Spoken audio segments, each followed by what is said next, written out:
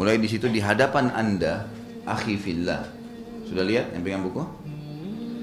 Di hadapan Anda, akhi fillah, sebuah buku yang berisi kata-kata ringkas untuk menjelaskan jalan yang disyariatkan Allah Subhanahu wa taala untuk memelihara nasab, jalur keturunan.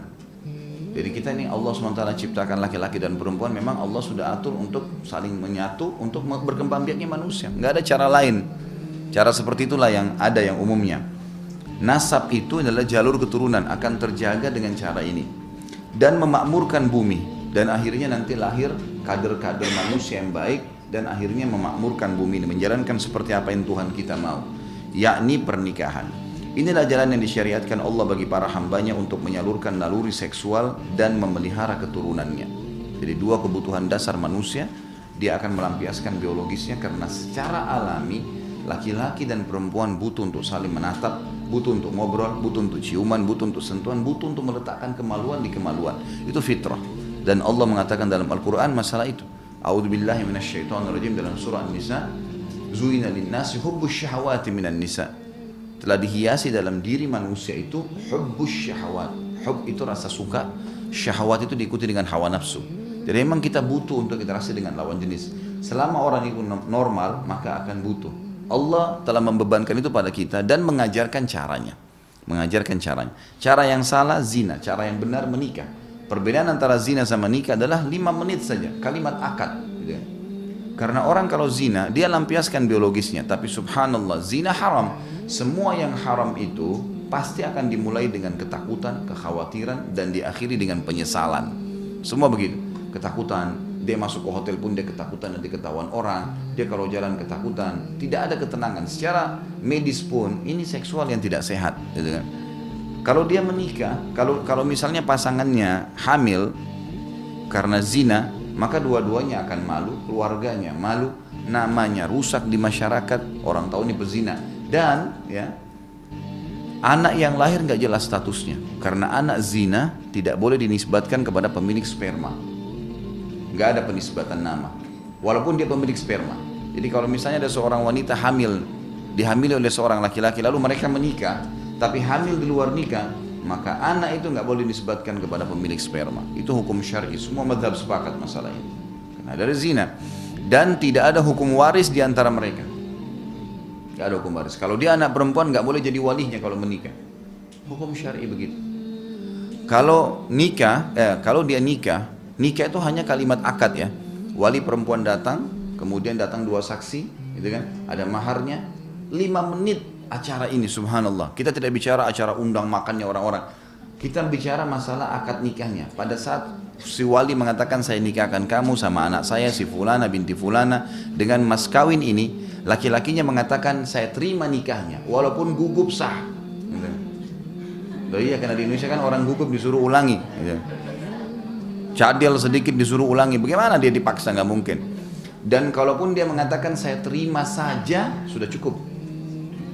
Kalau dia bilang karena si ayah tadi perempuan sudah katakan saya nikahkan kamu sama anak saya si fulana binti fulana, kan sudah diulang-ulangin semua. Dengan mas kawin ini sudah selesai, dia tinggal mengatakan saya terima sah. Kalau dia mengatakan saya terima nikahnya fulana binti fulana dengan mas kawin, itu pelengkap saja. Setelah itu orang semua tahu akan terjadi hubungan biologis, gitu kan? Coba pada saat mereka lakukan biologis, dua-duanya dalam kondisi tenang, gembira, kan gitu. Tahu ini tidak ada sesuatu yang aib bagi mereka. Mereka lakukan dimulai dengan ketenangan dan cinta, diakhiri tentu dengan kenikmatan. Dan kalau si perempuan hamil, apa yang terjadi? Dua-duanya senang, keluarganya senang, namanya harum di masyarakat, dan anak yang lahir jelas statusnya.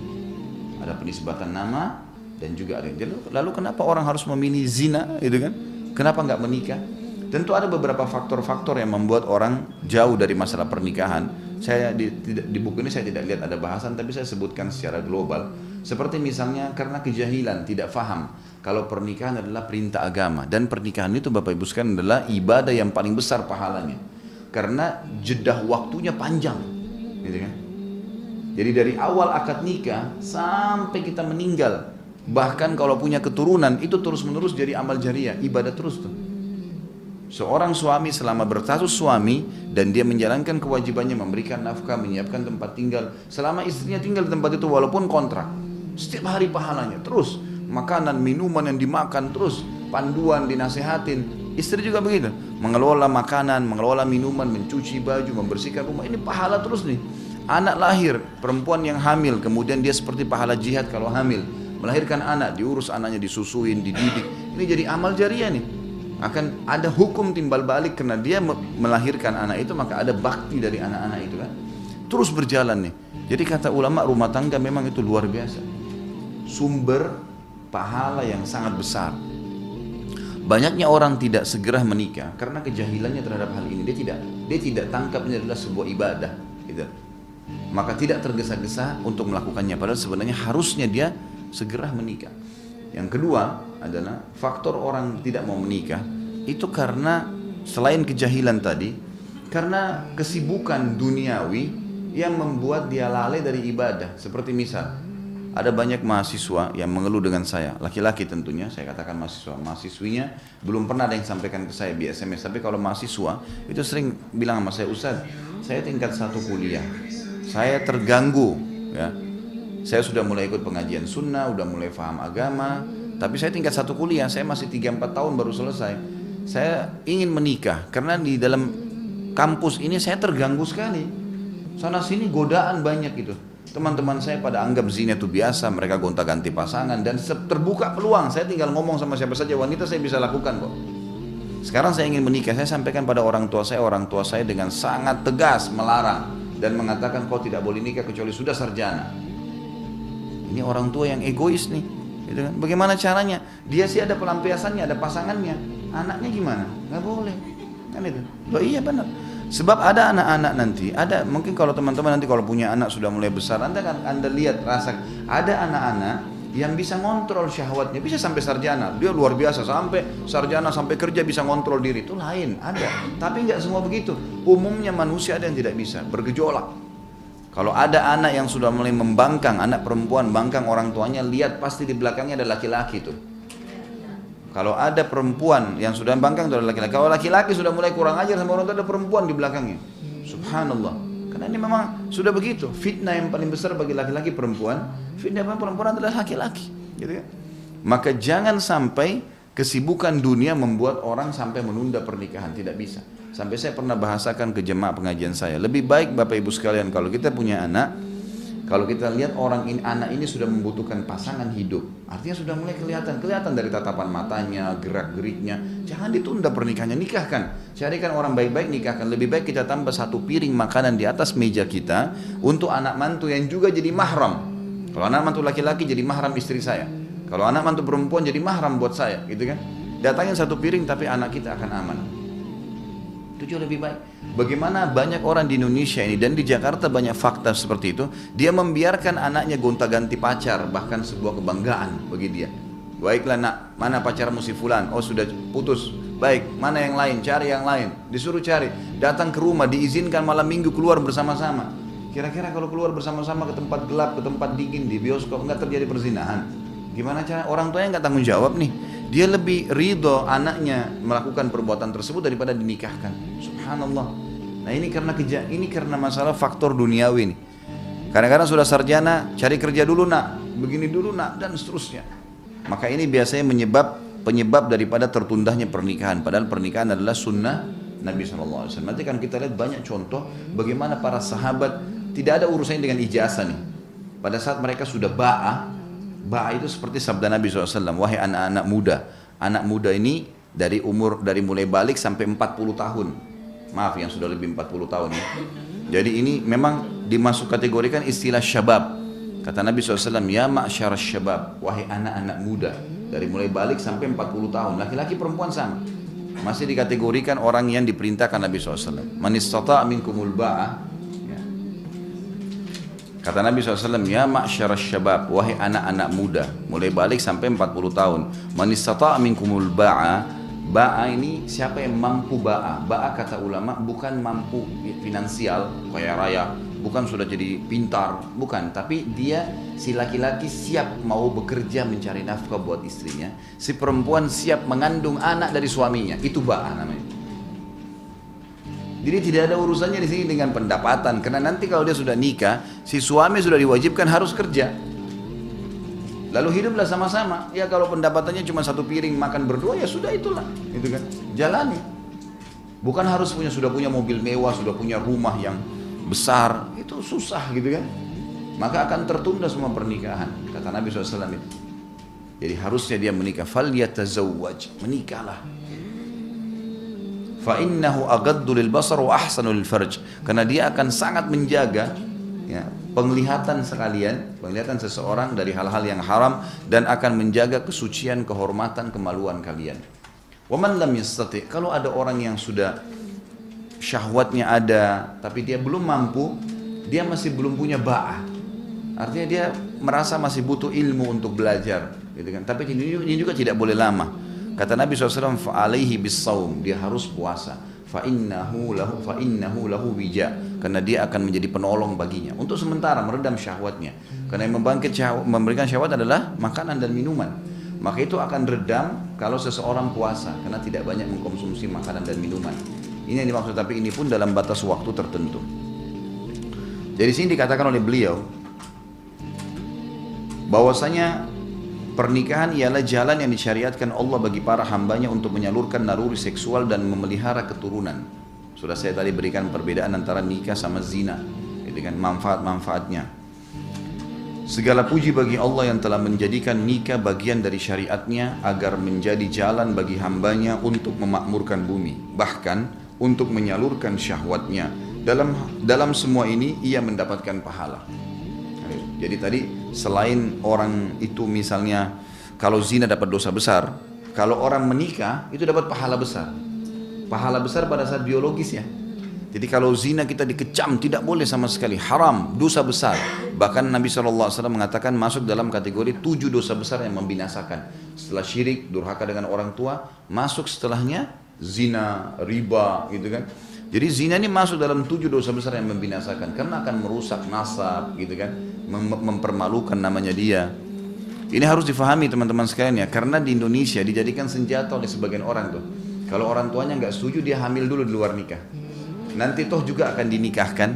Nah karena dia nggak paham hukum sebenarnya, ini anak yang lahir tidak dinisbatkan kepada dia, percuma aja. Tidak ada nisbat nama dan tidak ada warisan di antara mereka. Dan kalau anak perempuan tidak boleh jadi walinya, itu jelas sekali. Walaupun anak itu tetap berlaku hukum padanya, berbakti pada ibunya, gitu kan. Kalau ayah ini dianggap orang yang memang berlaku sebagai suami ibunya, mahramnya juga, tapi bukan ayah dia. Ini pentingnya. Harus diketahui itu. Kalau ada yang mengatakan lalu bagaimana sudah terlanjur berjalan Ustaz? Memang dalam hukum Allah harus ditetapkan Bapak Ibu sekalian. Kalau kita sekali loloskan nih, buka oh nggak apa-apa deh orang hamil di luar nikah nanti nikah sama pasangannya boleh-boleh saja. Semua orang akan lakukan itu, gitu kan? Nah ini haram, nggak boleh, harus ditinggalkan. Jadi 1-2 orang dihukum, yang lainnya akan berhenti melakukan kesalahan itu. Kata Nabi SAW dalam hadis yang sahih, gitu kan? Fi bidi ahdikum sadaqah, di kemaluan kalian ada pahala yang besar. Para sahabat penasaran mengatakan, ayati ahaduna ahlahu walahu fihi ajr ya Rasulullah. Kalau kami menggauli istri kami mendapatkan kenikmatan, wahai Rasulnya Allah, kami dapat pahala, sudah dapat kenikmatan, dapat pahala lagi. Kata Nabi SAW, ara'aitum law wada'tumuhu fil haram alakumul wizr. Tidakkah kalian lihat kalau kalian letakkan kemaluan kalian pada yang haram, kalian dapat dosa? Maka kata sahabat, bala ya Rasulullah. Iya ya Rasulullah, kami dosa besar, zina. Kata Nabi SAW, wa kadzalika fil halal. Begitu juga kalau dia letakkan kemaluannya pada yang halal. Sampai Abdullah bin Umar radhiyallahu anhuma itu kalau beliau habis buka puasa, beliau makan kurma sama air, kemudian beliau sholat maghrib, pulang lalu berhubungan biologis sama istri. Karena beliau mengetahui itu perintah agama dan bisa meredam masalah dia di luar rumah, gitu ya. Ini akan lebih jauh kita jelaskan nanti. Tentu yang sudah menikah silakan praktekin ya. Nikah adalah ketentraman, ya, ketentraman jiwa, ladang Islam, ladang pahala maksudnya. Memelihara anggota badan, ya. Karena orang kalau sudah menikah, pelampiasan biologisnya ada, si laki-laki makanannya siap, si perempuan punya tempat naungan rumah, akan menjaga kesehatan badan, jalan kesucian, terhormat. Kesenangan hidup sekaligus salah satu tanda kekuasaan Allah Subhanahu wa taala sebagaimana Allah berfirman dalam surah Ar-Rum ayat 21. A'udzubillahi minasyaitonirrajim. Wa min ayatihi an khalaqa lakum min anfusikum azwajan litaskunu ilaiha wa ja'ala bainakum mawaddatan wa rahmah inna fi dzalika laayatin liqaumin yatafakkarun. Dan di antara tanda-tanda kekuasaannya ialah Dia menciptakan untukmu istri-istri dari jenismu sendiri. Jadi di sini nanti akan kita jelaskan juga definisi pernikahan. Kita hanya boleh menikah dengan lawan jenis, laki-laki, perempuan, dan dari anak Adam. Harus dari manusia, nggak boleh nikah sama jin, nggak boleh melampiaskan. Ya ada dukun kan begitu ya. Dukun-dukun itu banyak yang sampai tua, ya seperti apa namanya nenek-nenek sudah sampai tua ndak nikah. Ada laki-laki dukun itu tidak menikah karena ada juga syarat daripada syaitan yang bekerja sama untuk menikah dengan mereka. Ada juga orang yang karena sudah tiap hari berzina, jenuh dengan manusia, pelampiasan biologisnya kepada hewan misalnya, kayak di Eropa, di Amerika, ada terjadi kan? Kebanyakan mereka yang memelihara hewan anjing itu mereka melampiaskan biologisnya dengan hewan tersebut. Maka Allah sebutkan itu ya, dalam Al-Quran. Agar kamu untuk apa dijadikan jadi jenis kalian sendiri dari manusia dan lawan jenis laki-laki dan perempuan, agar kamu cenderung dan merasa tentram kepadanya. Dan dijadikanlah di antaramu rasa kasih sayang, rasa kasih dan sayang. Sesungguhnya pada yang demikian itu benar-benar terdapat tanda-tanda bagi kaum yang mau berfikir. Ini adalah kata-kata yang saya bisikan di telinga setiap pemuda dan gadis yang ingin membangun keluarga Islami yang bahagia. Kata-kata yang diambil dari kitab Robnya Allah Subhanahu Wa Taala dan sunnah Rasulnya Muhammad SAW sebagai metode dan jalan dalam hidupnya, terutama kepada kedua pengantin yang mengawali bahtera kehidupan yang untuk berlayar menuju ke akhirat. Jadi ini ditujukan kepada pemuda dengan pembicaraan yang tepat untuknya. Ada juga sedikit kultum saya di YouTube itu, ada judulnya Jalan Tol Menuju ke Surga. Coba didengar deh. Saya kurang dari 15 menit ada saya bahas tentang rumah tangga adalah jalan tol menuju ke surga. Dan memang betul teman-teman sekalian. Begitu akad nikah, mulailah ladang pahala terbuka besar di depan mata kita. Bagaimana tidak? Seorang perempuan hanya melayani, mendatangkan air, buatin kopi, bersihin baju, masuk surga. Meninggal masuk surga, gitu kan? Itu sudah cukup, sudah ladang pahala. Kalau dia mencari lagi ladang pahala di luar rumahnya cuma tambahan, dalam rumahnya sudah luar biasa. Dia tidak usah repot-repot keluar rumahnya. Jadi perempuan walaupun berputar-putar di rumahnya saja itu sudah cukup buat dia. Loh ya, kata Nabi SAW, wanita manapun yang menjaga 5 waktu sholatnya tidak dihubungkan dengan sholat sunnah. Sunnah tambahan berarti. Dan berpuasa Ramadannya tidak dihubungkan dengan puasa sunnahnya. Dan melayani suaminya pada hal yang ma'ruf, yang dibolehkan dalam agama. Kalau dia meninggal dia boleh masuk dari 8 pintu surga yang mana dia mau. Tinggal tunggu mati, selesai masuk surga.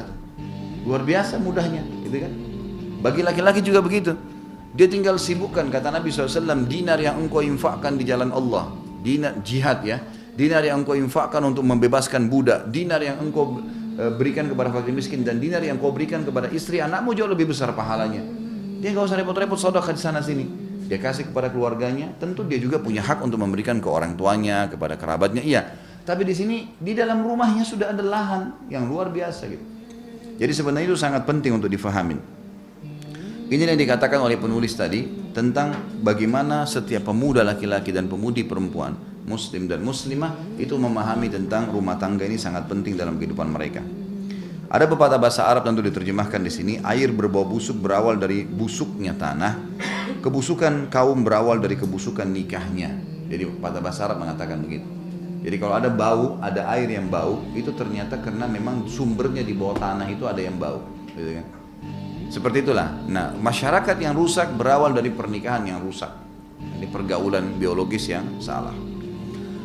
Dikatakan oleh penulis, saya membagi buku ini menjadi 2 bagian. Pada bagian pertama saya coba menjelaskan kepada setiap pemuda yang sudah siap untuk menikah, apakah jalan yang wajib ia tempuh saat memilih istri di masa depan.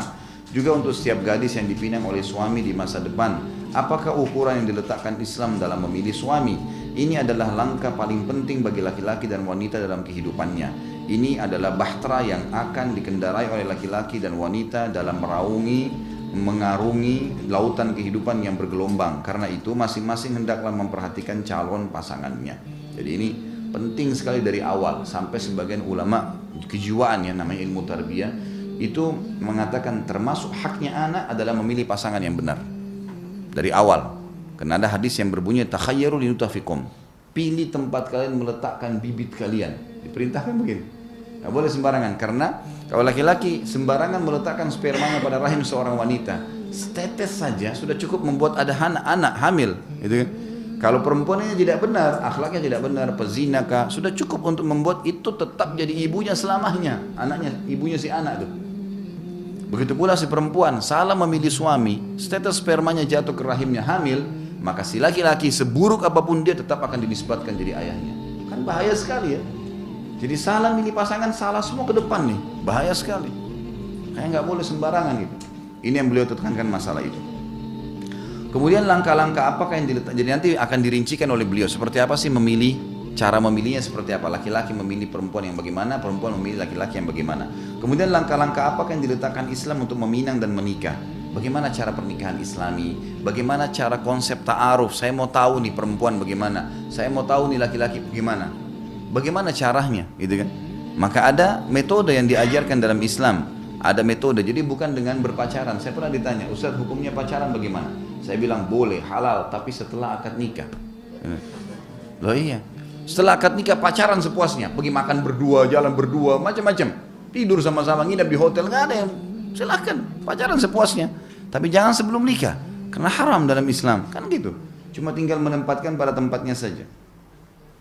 Dikatakan oleh beliau kemudian langkah-langkah apakah yang diletakkan Islam untuk meminang dan menikah serta segala yang mengiringi akad dan perjanjian yang kuat masalah akad nikah. Allah berfirman, A'udzubillahi minasyaitonirrajim wa akhadna minkum mitsaqan ghalidha. Surah An-Nisa ayat 21. Dan mereka istri-istri kalian telah mengambil dari kalian perjanjian yang kuat. Maksudnya pada saat kita mengatakan saya terima nikahnya dari wali itu, kita sudah mengambil perjanjian yang kuat. Artinya saya siap bertanggung jawab terhadap perempuan ini, gitu kan? Itu di mata Allah Subhanahu wa taala. Perjanjian inilah yang akan mengikat kedua belah pihak dengan ikatan kasih dan cinta hingga hari kiamat. Karena kalaupun meninggal tidak sempat cerai, ketemu nggak di hari kiamat? Ketemu, gitu kan? Akan bersatu, sama-sama beriman akan bersatu sampai di surga nantinya. Perjanjian inilah yang akan mengikat kedua belah pihak dengan ikatan kasih dan cinta hingga hari kiamat. Setelah itu saya membicarakan tentang malam pengantin dan adab-adab yang harus dimiliki laki-laki dan perempuan. Setelah menikah pun maka ada adab-adabnya. Dan nanti akan saya titik beratkan teman-teman sekalian, jangan pernah belajar biologis dari film porno. Ini benar-benar nggak boleh mutlak. Bagaimana bisa seseorang, bukan alhamdulillah bukan saya, seseorang sama istrinya duduk nonton film porno berdua.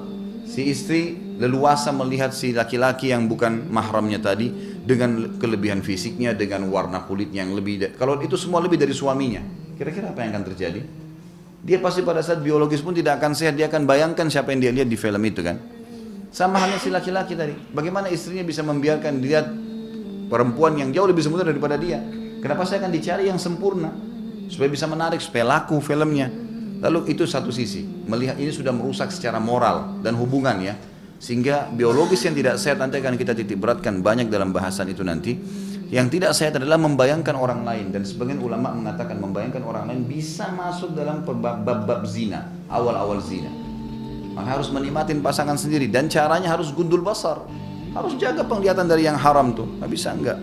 Ini harus digarisbawahi gitu kan. Jadi harus hati-hati berhubungan dengan masalah. Yang kedua, kita mendukung perzinahan. Lagi zina kita lihat gitu kan. Walaupun hanya berdua sama suami, walaupun hanya sendirian, kita sama saja mendukung perzinahan. Kita beli kasetnya, duitnya sudah haram tuh. Kemudian kita tonton, belum lagi ada orang yang luar biasa ya, dia bukan loyal dalam kebaikan, ngajak orang ke masjid, ngajak orang nonton rame-rame kan itu. Ini bahaya sekali. Berapa banyak dosa yang dia dapatkan. Ini bahaya sekali. Yang ketiga, mengajarkan biologis yang tidak islami. Karena mereka akan pakai cara-cara mereka. Najis lah, kotor lah, dari dubur lah, dan seterusnya. Ini semua haram dalam agama Islam. Dan ulama mengatakan kesimpulannya, biologis teman-teman sekalian adalah sesuatu yang alami. Sebagaimana seseorang tahu, ini makanan masuk melalui mulut saya, bukan di kuping, bukan di mata. Orang sudah tahu secara alami, biar tidak. Anak kecil, anak saya 2 tahun, saya kasih makanan dia masuk di mulutnya tuh. Padahal dia belum bisa ngomong gitu kan. Tahu dia. Tahu mata melihat, kalau ditutup dia nggak bisa melihat. Tahu telinga mendengar, tidak bisa yang lain. Sebagaimana juga biologis begitu. Kita cukup mengambil teori-teori dan syariat sudah mengajarkan secara panjang lebar. Buku ini mendetail sekali merincikan masalah itu ke depannya. Ada bahasannya. Maka kita tidak perlu, hati-hati teman-teman sekalian. Ini berbahaya sekali. Sampai ada orang pernah mengeluh sama saya, seorang ibu mengatakan, Ustadz sampai suami saya parah sekali. Dia tidak bisa biologis sama saya kecuali sambil buka laptop nonton film itu. sampai sudah parah karena sudah bertahun-tahun nih, sudah berkarat. Dia tidak bangkit syahwatnya tanpa harus itu waswas syaitan. Nggak bisa, ini harus diruqyah nih. Kalau dibacain ayat-ayat bisa gangguan syaitan yang ada dalam tubuhnya. Buku ini mengemukakan pengembaraan penuh berkah yang ditempuh pemuda muslim dalam mencari istri ideal yang akan menyertainya sepanjang hidup dengan dalam ketaatan kepada Allah Subhanahu wa taala. Buku ini mengemukakan juga fase-fase perjalanan itu di mana dari penjelasan tentang kriteria dan dasar-dasar ditetapkan Islam untuk memilih istri soleha. Lalu apakah kriteria-kriteria dari kitabullah dan sunnah Rasulnya Muhammad SAW yang harus dimiliki suami? Buku ini juga mengemukakan tentang sebagian hal yang terjadi dan dihadapi peminang berupa permasalahan yang berkaitan dengan peminangan dan hukum-hukumnya, mahar, kafaah atau keselarasan, dan permasalahan lain seperti melihat wanita yang dipinang yang disyariatkan dan hukum-hukumnya, yang dihalalkan bagi peminang terhadap wanita yang ia pinang, yang dihalalkan bagi peminang setelah akad nikah. Apakah peminang wajib memberi nafkah kepada wanita yang ia pinang sedangkan ia masih berada di rumah ayahnya, si perempuan masih di rumah ayahnya? Halalnya emas yang dipakai oleh wanita, hukum-hukum pernikahan seperti tempat akad, wali, rukun dan syarat akad, doa untuk kedua mempelai, walima atau pesta pernikahan dan seterusnya. Kemudian hukum khulu, hukum nikah al-urf. Urf ini tradisi, ya. Kalau ada orang karena nikah hanya karena tradisi. Nah, jadi kita harus tahu setiap muslim dan muslimah harus menjadikan Islam sebagai tradisinya, jangan tradisi diislamkan. Garis bawahi. Dan ada suku-suku di Indonesia ini yang memang malah dibalik, tradisinya yang diislamkan. Mereka muslim tapi bukan cara Islam, ya. Kemudian pesan-pesan untuk mewujudkan rumah tangga yang bahagia, ada hak istri, ada hak suami, etika-etika untuk suami istri. Kemudian buku ini juga memaparkan hukum jima atau seksual dan berbagai persoalannya, antara lain hukum seks dan cara memulai malam pengantin, diharamkan menyetubui istri dari dubur atau anus dan pada saat haid, solusi dari ejakulasi dini, ya, makanan dan obat-obatan yang dapat menambah kekuatan seksnya, manfaat dan kerugian seks kalau terlalu berlebihan atau kurang sekali, hukum azal, tadi mengeluarkan sperma di luar kemaluan istri, mengobati robt atau ketidakmampuan melakukan seksual pada malam pengantin. Dan saya memohon kepada Allah, kata beliau, agar usaha ini benar dan ikhlas karena wajahnya Allah yang mulia. Dan jika yang saya tulis ini benar, maka itu berasal dari Allah semata, dan jika di sana terdapat kesalahan, maka itu berasal dari saya dan syaitan. Allah dan Rasulnya terbebas darinya, ya. Jadi ini kurang lebih mukaddimah. Kita sudah punya gambaran apa yang diinginkan oleh penulis dalam masalah ini. Baik, kita akan masuk teman-teman sekalian, dan saya punya metode dalam bahasan buku ini, ya. Saya akan selalu tidak buru-buru dalam menyelesaikan sebuah kajian kitab. Kita akan bahas per subbabnya, gitu kan. Apa saja yang dibutuhkan dibahas, maka kita akan bahas itu. Ada pertanyaan di sini di awal kitab, ya. Mengapa kita perlu menikah? Gitu. Beliau mengatakan Allah Subhanahu wa taala berfirman dalam surah An-Nur ayat 32. A'udzu billahi minasyaitonir rajim wa ankihul ayama minkum was-salihin min ibadikum wa imaikum in yakunu fuqara yughnihimullahu min fadli wallahu wasi'un alim. Dan kawinkanlah orang-orang yang sendirian di antara kalian. Di dalam Islam disuruh para sahabat tuh, seperti misalnya Umar bin Khattab pada saat menemui Hafsah, anaknya, suaminya cerai, gitu kan. Tidak menunggu berapa hari selesai masa iddah, maka Umar bin Khattab keliling nyari siapa sahabat yang siap menjadi suaminya Hafsah. Sampai dalam Islam tidak aib menawarkan anak kita kepada orang yang kita anggap baik. Umar bin Khattab datang kepada Utsman bin Affan, tawarkan, Utsman, Hafsah layak jadi istri, nikahilah. Utsman mengatakan saya tidak punya hajat. Datang kepada Abu Bakar, wahai Abu Bakar, nikahilah. Abu Bakar pun terdiam pada saat itu, tidak memberikan jawaban sampai 3 hari. Kemudian setelah 3 hari datang lamaran Nabi Muhammad SAW. Kemudian kata Abu Bakar kepada Umar, wahai Umar, apa kau tahu kenapa saya tidak melamar Hafsah? Tadinya saya mau menikah, karena itu kau sahabat saya.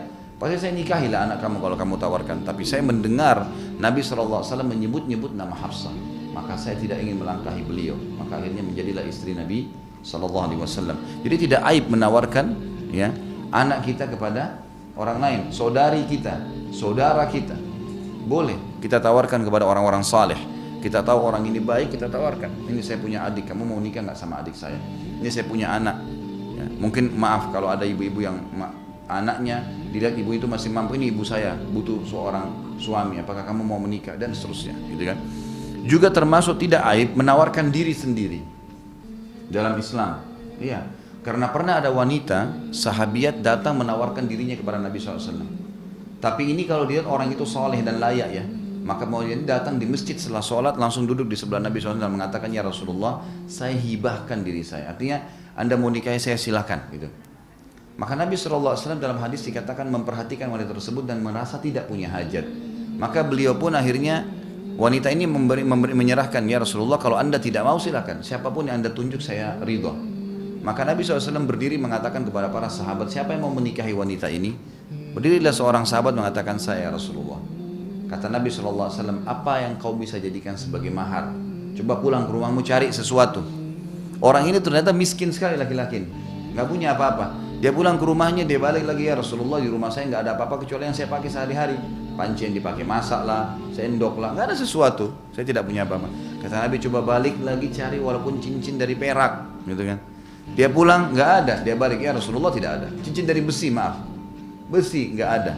Kata Nabi SAW, kau punya hafalan Al-Quran? Dia bilang ada ya Rasulullah, beberapa surah. Baik, jadikan sebagai maharmu. Lalu dinikahkan oleh Nabi SAW. Nanti ada bahasan itu di minimal mahar, dengan sahnya menjadikan ayat Al-Quran sebagai mahar, gitu kan. Tapi saksi bahasan kita, wanita ini datang menghibahkan dirinya, tapi dengan adab-adab syar'i ya. Di sini ada, saya siap untuk menikah. Apakah jadi begini? Para sahabat begini contohnya. Kalau ada seorang sahabat yang mati syahid di medan perang, gitu kan, maka istrinya otomatis punya iddah 4 bulan 10 hari. Maka sahabat-sahabat di Madinah itu lewat di depan rumah istri-istri mujahidin yang meninggal ini, mereka mengatakan, wahai Ummu Fulan. Kalau dia punya anak dikatakan, wahai Ummu Fulan, kalau selesai masa iddahmu beritahukan kepada kami. Ini bahasa isyarat, dia mau menikahinya. Lalu kalau memang perempuan itu tertarik, dia sudah tahu si Fulan yang datang menawarkan itu. Selesai masa iddah dia balas dengan kata santun juga mengatakan, wahai Abu Fulan, masa iddah kami sudah selesai. Artinya kalau memang kamu mau melamar silahkan. Dan itu terjadi di zaman Nabi SAW. Tidak ada sesuatu yang aib di situ, gitu kan? Jadi bukan aib untuk menawarkan diri kalau memang sifatnya positif dan punya adab-adab. Bukan berarti masalah perzinahan ya, karena kita melihat orang itu layak untuk menjadi pendamping hidup, gitu. Seperti itu, laki-laki ataupun perempuan. Ya. Dan kawinkanlah orang-orang yang sendirian di antara kalian. Kalau ada yang sendirian nikahkan, gitu kan. Buat mereka punya pasangan. Gitu. Dan orang-orang yang layak untuk kawin dari hamba-hamba sahaya kalian yang laki-laki dan hamba-hamba sahaya kalian dari perempuan. Jadi hamba sahaya ini Bapak Ibu sekalian didapatkan dari peperangan atau pasar hamba sahaya. Jadi begini hukum syar'inya. Kalau terjadi peperangan antara pasukan muslimin melawan pasukan kafir, maka kalau pasukan muslim menang, semua yang di pasukan kafir itu jadi hamba sahaya, semuanya, laki-laki atau perempuannya, gitu kan? Lalu dibagikanlah kepada para mujahidin. Nah, hamba sahaya dalam Islam itu diatur. Semua peperangan, semua agama, gitu kan? Semua suku itu kalau menang perang, mereka akan menjadikan hamba sahaya yang kalah. Tapi Islam mengaturnya. Hamba saya dalam Islam ini ada hukum sendiri. Ya, ada bab namanya bab raqabah, memang pembebasan budak. Jadi budak dalam Islam ini dibagi kepada para mujahidin dan dianjurkan dalam Islam untuk bebasin. Selalu kita temukan ayat ada fatahrir raqabah, bebasin budak, bebasin budak. Seperti misal orang berhubungan biologi suami istri di siang hari Ramadan. Apa dendahnya, kafarahnya? Mereka harus bebasin budak. Kalau nggak bisa, nggak ada, baru mereka puasa 2 bulan berturut-turut. Kalau mereka tidak bisa, baru memberikan makan 60 orang miskin, gitu kan? Kalau ada orang sumpah bohong atau salah, demi Allah begini, tapi tidak benar, dengan denda, kena kafarah, bebasin budak. Puasa 3 hari berturut-turut atau memberikan makan 10 orang miskin. Jadi kita temukan di sini pembebasan budak bagian daripada pembersihan dari kesalahan kita, gitu kan? Juga dianjurkan dalam Islam budak itu dimuamalahkan, diperlakukan sama dengan yang lainnya. Nabi SAW menyuruh seluruh sahabat untuk memberikan makan, memberikan pakaian budak-budaknya sama dengan apa yang dimakan oleh keluarganya dan dipakai oleh keluarganya. Sampai Abdurrahman bin Auf radhiyallahu anhu itu memiliki banyak sekali budak. Setiap hari belum membebasin puluhan budak. Beli budak lalu belum bebasin, selalu bebasin, gitu kan. Dan beliau kalau lagi jalan sama budak-budak yang banyak, ada ratusan banyak sekali budak-budaknya itu, tidak bisa dibedain mana Abdurrahman mana budaknya, pakaiannya sama, gitu kan. Jadi memang dalam Islam ada seperti itu ya, ada seperti itu. Nah kemudian juga boleh ada hukum namanya pembebasan budak ini maula ya. Seperti misal gini, saya punya seorang budak, laki-laki atau perempuan, lalu saya bebasin. Saya katakan saya bebasin kamu karena Allah. Maka ada namanya hukum maula. Maula ini seperti misalnya kalau Bapak Ibu pernah baca, ada Abdullah bin Umar sahabat Nabi punya seorang budak laki-laki namanya Nafi'. Nafi' ini dibebasin oleh Ibnu Umar, kamu bebas karena Allah. Maka dikatakan dalam riwayat hadis, karena Nafi' ini belajar terus dengan Ibnu Umar menjadi ulama hadis, maka dikatakan Nafi' maulanya Ibnu Umar. Maula maksudnya adalah dia dibebasin oleh tuannya. Dan kalau si budak ini bebas, kemudian dia bekerja jadi kaya raya, kemudian dia mati, si tuannya yang bebasin punya hak waris. Ada hukum sendiri namanya hukum maula. Ada hukum yang lain namanya hukum mukatabah. Mukatabah itu si budak ini bisa mengatakan pada tuannya, "Tuan, saya mau bebas. Apa syaratnya? Apa yang Anda mau?" Kata tuannya, "Saya mau kamu bayar saya 1 juta rupiah. Kamu bebas setelah itu." Kata budaknya, "Baiklah, saya bayar cicil ya. Saya bayar sebulan 100 ribu. Bisa nggak? 10 bulan saya bebas." Kata tuannya, "Baiklah, kamu bebas, nggak masalah." Dibayarlah 100 ribu. Ini namanya mukatabah. Dan ini Allah SWT memerintahkan, bahkan menganjurkan untuk memudahkan agar budak itu bebas, gitu kan. Tapi tidak boleh mukul budak sembarangan, gitu kan? Tidak boleh menindas mereka, harus memberikan haknya, gitu kan. Bahkan dianjurkan untuk dibebasin. Nah, ada budak laki-laki, ada budak perempuan. Nah, budak-budak perempuan dan laki-laki ini boleh juga diajak menikah. Syaratnya adalah tuannya bebasin dulu, gitu kan. Kamu bebas ya, saya bebasin, baru menikahlah, ya. Jadi ini termasuk yang dimaksud dalam ayat tadi dikatakan, dan nikahkanlah hamba-hamba sahaya kalian laki-laki dan hamba-hamba sahaya kalian perempuan. Boleh juga dinikahkan antara hamba sahaya sama hamba sahaya. Seperti kalau pernah dengar ulama besar namanya Hasan Basri. Pernah dengar ya? Hasan Basri itu ibu dan ayahnya budak, budaknya sahabat, gitu kan. Yang satu budaknya Abu Bakar, yang satu budaknya Zaid bin Thabit.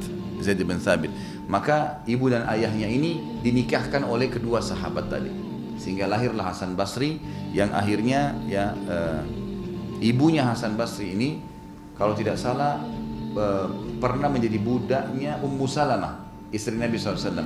Lalu kalau ibunya lagi pergi ke pasar disuruh beli sesuatu oleh Ummu Salamah, kalau Hasan Basri nangis sambil didiamkan disusui, bukan disusui sebenarnya, jadi diberikan payudaranya supaya dia tenang. Maka diberikan julukan Hasan Basri anak susu Nabi SAW, walaupun Ummu Salamah itu sudah tua, nggak bisa lagi punya anak. Tapi seperti itulah yang dimaksud dengan hamba sahaya. Jika mereka miskin, dan ini adalah janji dari Allah, kalau orang miskin kemudian dia menikah, janji Allah akan kayahkan, asal niatnya karena ibadah. Jika mereka miskin, Allah akan memampukan mereka, memberikan mereka kekayaan dengan karunia-Nya, dan Allah maha luas pemberiannya dan maha mengetahui. Surah An-Nur ayat 32. Kemudian surah Al-A'raf 189. Jadi alasan kita menikah tadi sudah jelas ya. Kita diperintah agama, disuruh menikah. Dan penyebab kita bisa mendapatkan hasil, pendapatan. Anak-anak subhanallah kalau sudah mulai, mungkin ada di antara kita punya anak kekanak-kanakan misalnya, 17 tahun, 20 tahun, kekanak-kanakan. Coba nikahkan. Tiba-tiba berubah. Kalau laki-laki tiba-tiba kayak punya tanggung jawab, gitu kan. Banyak begitu terjadi. Sudah dinikahkan punya tanggung jawab, merasa suami, kontrakin rumah, sewain kos-kosan, silakan pergi sana tinggal hidup, suruh keluar, tanggung jawab, gitu kan.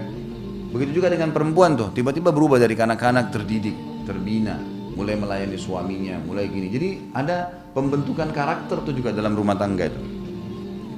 Allah mengatakan dalam surah Al-A'raf 189, A'udzubillahi minasyaitonirrajim, huwallazi khalaqakum min nafsin wahidatin wa ja'ala minha zawjaha liyaskuna ilaiha. Dialah yang telah menciptakan kamu dari diri yang satu dan dia menciptakan istrinya agar dia merasakan senang kepadanya. Ya.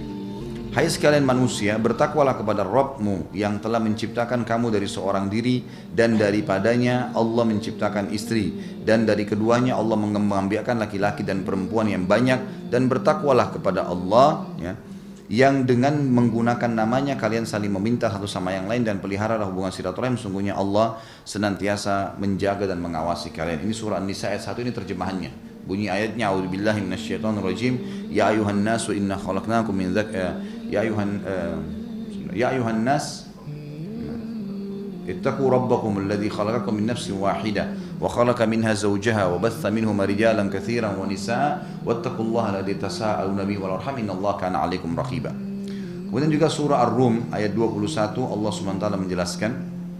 Jadi tujuan pernikahan yang kedua di sini, mengapa harus menikah, adalah pengembang biakan. Kalau yang pegang buku bisa dikasih situ ya. Jadi surah An-Nur tadi itu karena ibadah, ya, tujuannya untuk melakukan perintah Allah. Kemudian juga yang kedua untuk menjadi kaya, punya pendapatan. Karena si suami akan otomatis bekerja, si istri akan memberikan ketenangan pada suaminya dengan siapnya makanan, rapinya rumah, didikan anak dan seterusnya. Kemudian yang ketiga, jadi yang pertama ibadah, yang kedua adalah untuk mendapatkan menjadi sumber income karena menikah. Kemudian yang ketiga adalah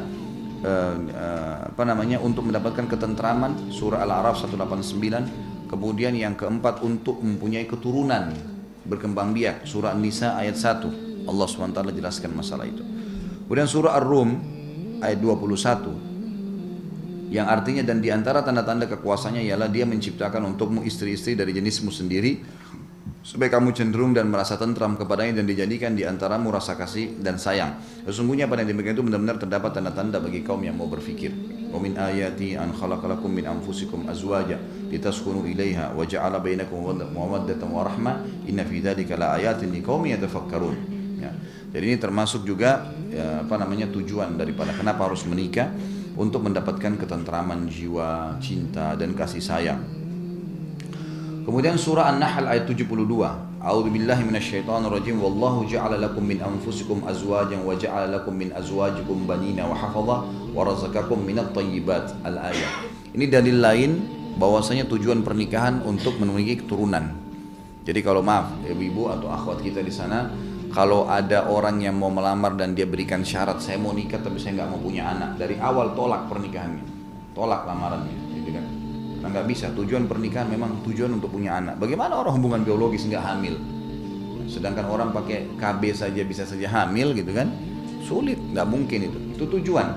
Makanya Allah katakan dalam surah An-Nahl ayat 72, Allah menjadikan bagi kalian istri-istri dari jenis kalian sendiri dan menjadikan bagi kalian dari istri kalian itu anak-anak dan cucu-cucu dan memberikan kalian rezeki yang baik-baik. Artinya setelah kalian jalankan itu Allah akan jaminkan adanya rezeki.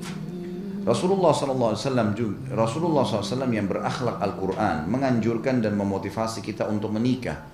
Imam Bukhari meriwayatkan dari Abdurrahman bin Yazid radhiyallahu anhu, ia berkata, "Dakhaltu ma'a Alqamati wal Aswadi ala Abdullah, faqala Abdullah kunna ma'a Nabi sallallahu alaihi wasallam shababan la najidu syai'an." فقال لنا رسول الله صلى الله عليه وسلم يا معشر الشباب من استطاع الباء فليتزوج فإنه أغض للبصر وأحسن للفرج ومن لم يستطع فعليه بالصوم فإنه له وجاء. Aku bersama Alqamah dan Al-Aswad mendatangi Abdullah, maksudnya Abdullah bin Umar radhiyallahu anhu. Maka Abdullah mengatakan, dulu kami waktu hidup bersama Nabi SAW sebagai pemuda-pemuda yang tidak memiliki apa-apa. Kami belum punya kerjaan, tidak punya pendapatan. Lalu Nabi SAW justru bersabda kepada kami, wahai sekalian para pemuda, barang siapa yang mampu menikah maka menikahlah, karena menikah lebih dapat memelihara pandangan dan menjaga kemaluan. Barang siapa yang tidak mampu maka hendaklah dia berpuasa, karena puasa dapat mengekang keinginannya. Hadis ini riwayat Bukhari. Sabda Nabi SAW al-ba'ah dengan hamzah dan ta'nif, ya, mamdud, ini maksudnya dalam istilah grammar bahasa Arab, ya. Mengenai kata ini ada bacaan lainnya tanpa hamzah dan mad. Terkadang dengan hamzah dan dipanjangkan dengan tanpa ha. Diucapkan juga al-baha. Bisa juga makna al-baha seperti pertama, tapi dengan huruf ha sebagai pengganti huruf hamzah. Konon dengan mad artinya mampu untuk membiayai pernikahan. Sedangkan dengan memendekkan mempunyai makna persetubuhan. Jadi dua-dua punya makna yang sama. Orang mampu membiayai pernikahan, dia mau melamar wanita, ada sesuatu yang dia bisa kasih. Kalau kita mungkin perangkat sholat lah, apalah. Atau memang dia mampu melakukan biologis, dia siap si laki-laki untuk melakukan biologis, atau si perempuan nanti hamil dari suaminya. Al-Khattabi rahimahullah mengatakan yang dimaksud dengan ba'a ialah nikah. Asal maknanya berarti tempat yang ditempatinya.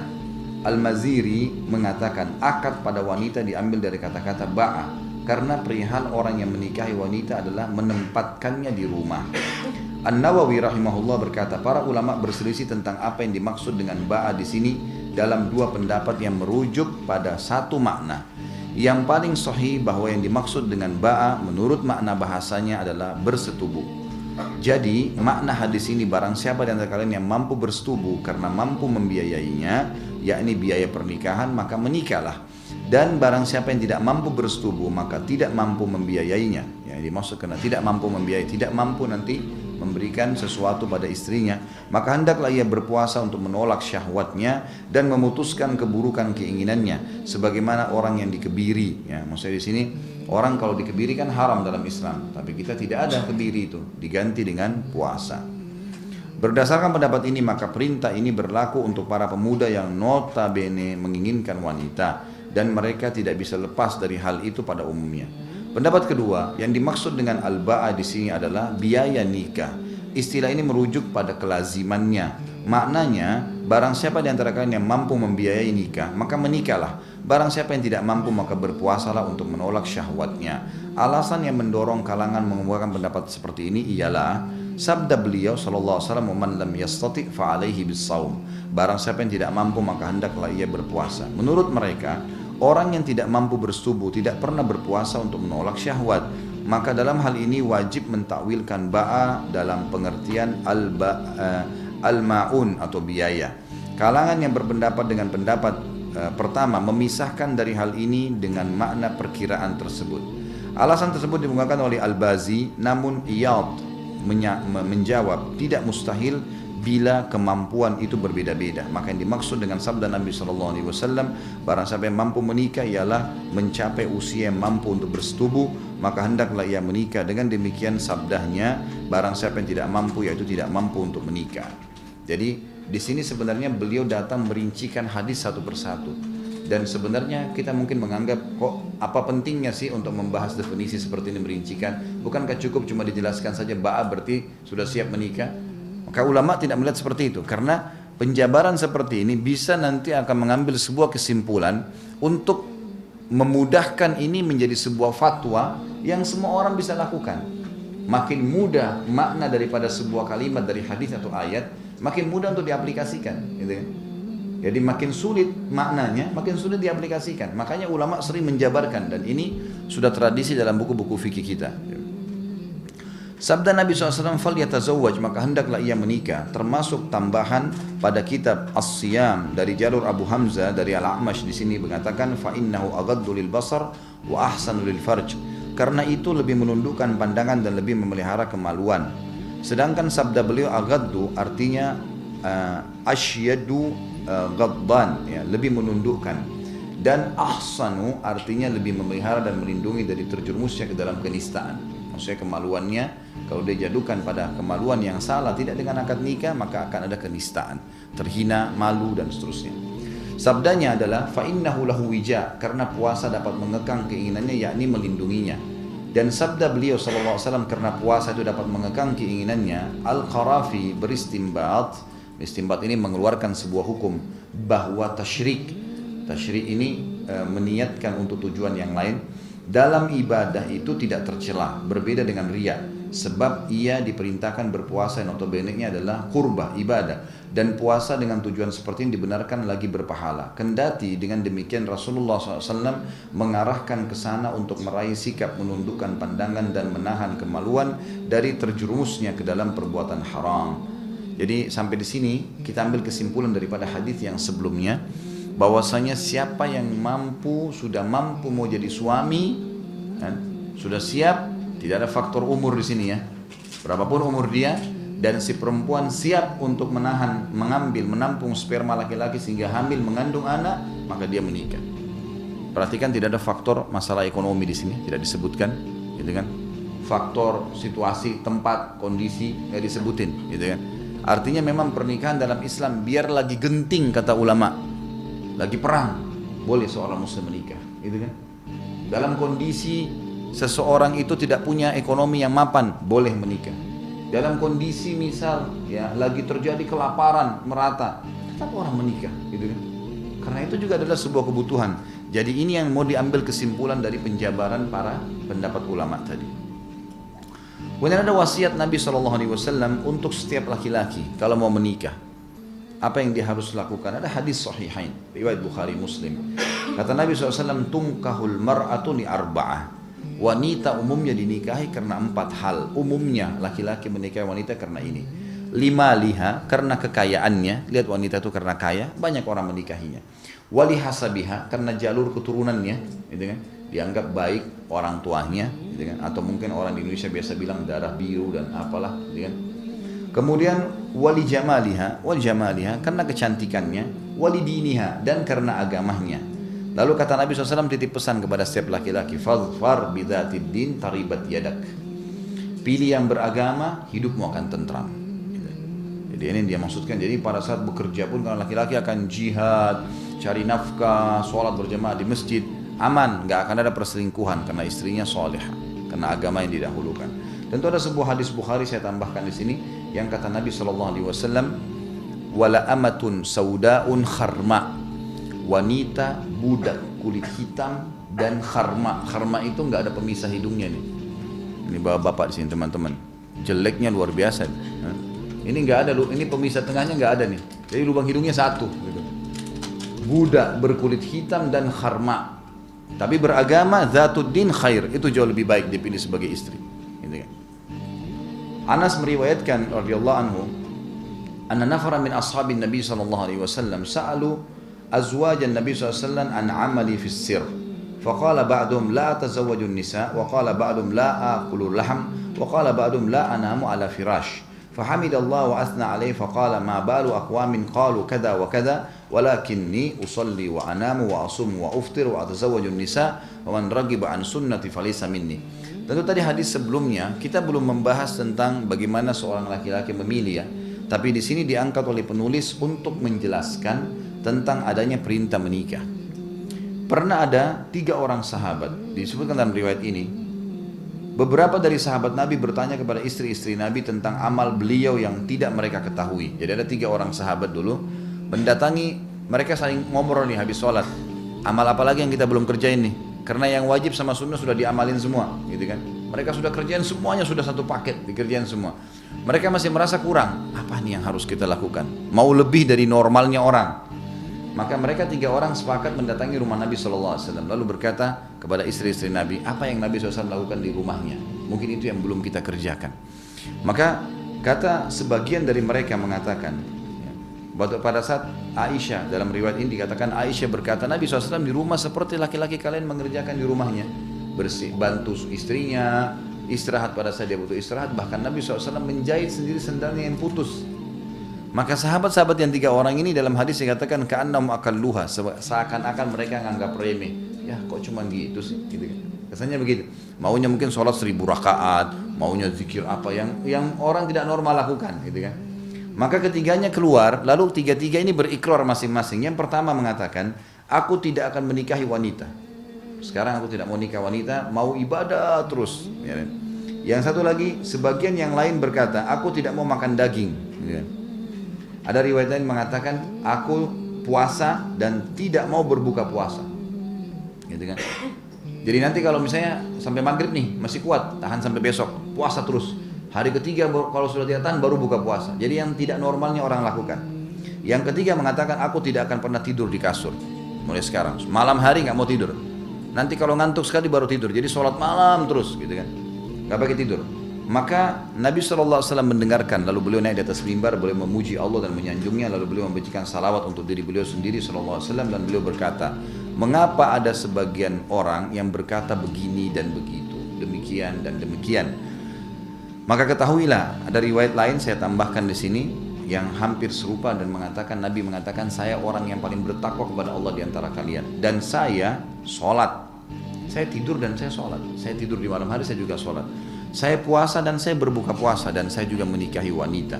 Siapa yang menolak sunnahku bukan dari golonganku, bukan dari golonganku.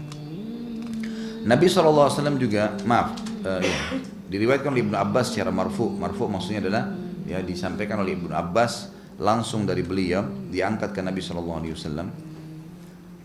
Lam nara lil mutahabbin mithlan nikah. Jadi kalau orang yang mau cari cinta sebenarnya, pelampiasan biologis, ya, bermesraan yang luar biasa adalah pernikahan. Kata Nabi SAW, kami tidak melihat 2 orang yang saling mencintai sebagaimana pernikahan. Tidak ada yang lebih mudah daripada itu. Hanya dengan akad nikah maka mereka bisa saling menjaga, saling membentuk komunitas dan seterusnya. Dan dalam Sahih Muslim dari hadis Abdullah bin Umar, ia berkata Rasulullah SAW bersabda, ad-dunya mata'un wa khairu mata'id dunya al-mar'atus salihah. dunia adalah kesenangan dan sebaik-baik kesenangan dunia adalah wanita yang salihah. Kalau tadi laki-laki diwasiatkan untuk mencari juga yang beragama, perempuan, sini juga ya laki-laki juga diingatkan, sebaik-baik perhiasan dunia adalah wanita yang salihah. Dahulukan agamanya si calon itu. Rasulullah SAW menganjurkan umatnya agar menikahi gadis yang baik-baik dan memiliki ketaatan agama. Dalam Sunan An-Nasa'i dan dari Abu Hurairah bahwasanya Rasulullah SAW bersabda, allati tasurruhu idza nadhar wa tuti'u idza amar wa la tukhalifu fi nafsiha wa maliha bima yakrah. Ciri wanita yang bisa dijadikan sebagai istri adalah wanita yang menyenangkan suami jika memandangnya. Ya, jadi tujuan pernikahan harusnya cari istri yang seperti itu. Jadi apapun yang istri suaminya suka dilakukan sama dia. Mentaatinya jika memerintahkannya, apapun yang dikatakan lakukan ini, jangan lakukan ini, ditaati dan tidak menyelisihinya dengan apa yang tidak disukainya, berkenan dengan diri dan hartanya. Di sini penulis mengangkat hadis ini untuk masih masalah kenapa menikah ya, masih judul itu. Jadi kita belum masuk ke dalam penjabarannya yang panjang lebar. Jadi hadis-hadis ini masih diangkat untuk menjelaskan kalau ada perintah agama untuk menikah. Di antaranya juga hadis Nabi SAW ini yang memerintahkan mendahulukan menikah dengan gadis daripada janda. Alaikum bil abkar fa innahunna a'zabu afwahan wa antaqu arhaman wa arda bil yasir. Menikahlah kalian dengan gadis karena mereka lebih manis mulutnya. Di sini terjemahan keliru ya. Maksudnya bukan lebih manis mulut di sini, artinya mereka lebih bisa menjaga lisan. Beda dengan orang yang sudah punya pengalaman, gitu kan. Lebih jernih rahimnya karena belum pernah dibubuhi oleh sperma yang lain dan lebih ridho dengan yang sedikit. Artinya kalau misalnya dia sudah pernah menikah sebelumnya, kemudian sudah pernah ada pendapatan, gitu kan. Misal suami pertama dulu yang sudah meninggal atau cerai memberikan dia 1 juta atau 3 juta atau 10 juta per bulan. Menikah dengan suami kedua mampunya tidak sampai ke situ. Maka gadis yang belum pernah punya suami, dia bisa lebih menerima keadaan ya, daripada suaminya. Tentu kita belum merincikan hadis ini ya. Nanti akan ada bahasannya. Ini hanya penyampaian dari Nabi SAW, hadis yang dikumpul oleh penulis yang membuktikan memang ada perintah untuk mencari pasangan, menikah dan seterusnya. Ketika Jabir radhiyallahu anhu menikah dengan seorang janda, maka Nabi SAW mengatakan kepadanya, ala tazawwajta bikran tulaibuka wa tulaibuha wa tudahikuka wa tudahikuha. Mengapa engkau tidak menikah dengan gadis yang bisa bermain-main denganmu dan engkau bisa bermain-main dengannya? Ia bercumbu denganmu dan engkau juga bercumbu dengannya. Maksudnya di sini adalah ada perintah bagi laki-laki mendahulukan gadis. Jadi di sini bukan berarti janda itu aib, bukan sama sekali. Nanti akan ada bahasan hadis-hadis. Nabi SAW menikahi janda, gitu kan? Ini juga Jabir menikahi janda. Kemudian Abdurrahman ada sahabat Nabi yang lain juga menikahi janda. Banyak yang menikahi janda dan banyak yang menikahi istri-istri para mujahidin. Dan itu tidak ada aib dalam Islam. Tetapi kita melihat ada hadis Nabi yang menganjurkan untuk memprioritaskan gadis. Yang lebih banyak ditangkap oleh para ulama agar perempuan-perempuan itu tidak berumur tua baru menikah. Yang dimaksud sini gadis sebenarnya adalah fokuslah kepada anak-anak perempuan yang memang harusnya jangan dibiarkan mereka tumbuh tanpa suami, gitu lah. Itu lebih banyak maknanya ke situ hadisnya. Nabi SAW menganjurkan untuk menikah wanita yang banyak anak dan tidak menyukai wanita yang tidak bisa melahirkan anak. Jadi kita boleh memilih wanita yang memang siap untuk punya anak, ya siap untuk punya anak, atau memang wanita itu dasarnya subur. Jadi kita boleh mencari tahu tentang informasi itu. Misal kita tahu dari orang tuanya, dia bersaudara berapa orang, kan bisa ketahuan. Karena tujuan menikah juga punya keturunan, gitu kan. Kata Nabi SAW, kata Ma'qil bin Yasar radhiyallahu anhu, ja'a rajulun ila Rasulillah SAW faqala inni asabtu imra'atan dzata hasabin wa mansib illa annaha la talidu afa atazawwajaha fanahahu. ثم أتاه الثاني فنهاه ثم أتاه الثالث فنهاه فقال تزوجوا الولود الودود فإني مكاثر بكم. Seorang laki-laki datang kepada Rasulullah SAW seraya mengatakan, sungguhnya aku mendapatkan seorang wanita yang memiliki kedudukan dan juga memiliki kecantikan di sini ya, karena ada zatu hasabin wa mansib dalam bahasa Arab, punya kedudukan, punya keturunan, ya, punya kekayaan. Aku menemukan wanita yang siap menikah, tapi seperti ini keadaannya, punya kelebihan fisik, punya kelebihan jalur keturunan yang baik, punya kelebihan harta. Tapi dia punya masalah satu, tidak bisa melahirkan, mandul. Maka apakah aku boleh menikahinya ya Rasulullah? Karena dia minta saran Nabi ya. Jadi sahabat ini minta datang saran Nabi. Maka seorang muslim kalau diminta saran menyampaikan, apalagi Nabi SAW. Maka Nabi SAW mengatakan jangan.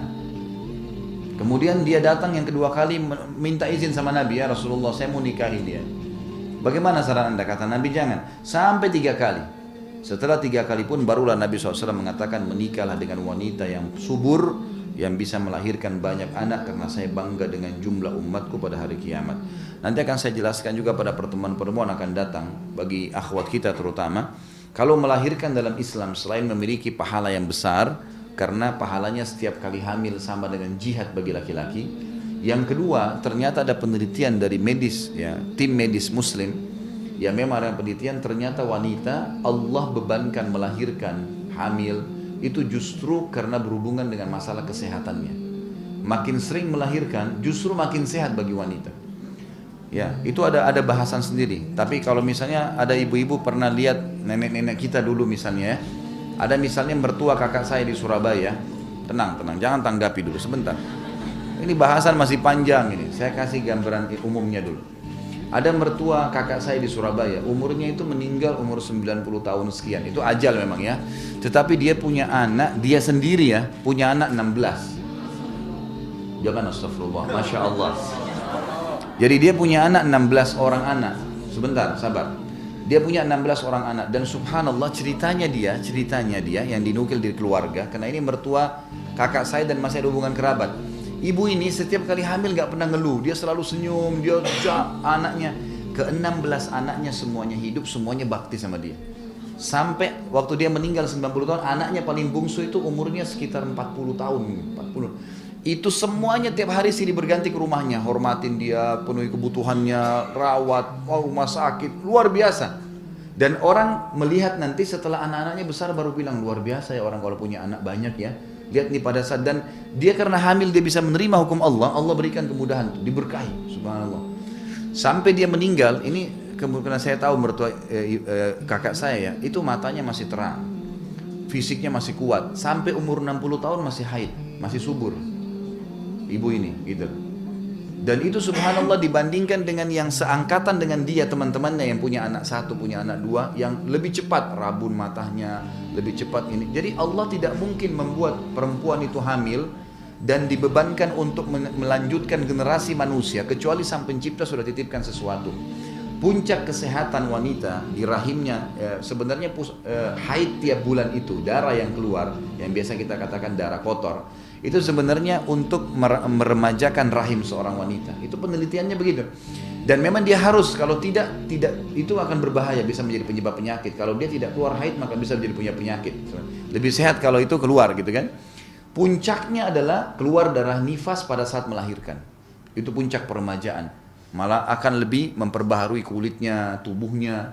Jadi bukan seperti yang dibayangkan atau digambarkan kalau akan putus urat-urat, akan lebih lemah, itu semua jauh dari pandangan agama kita.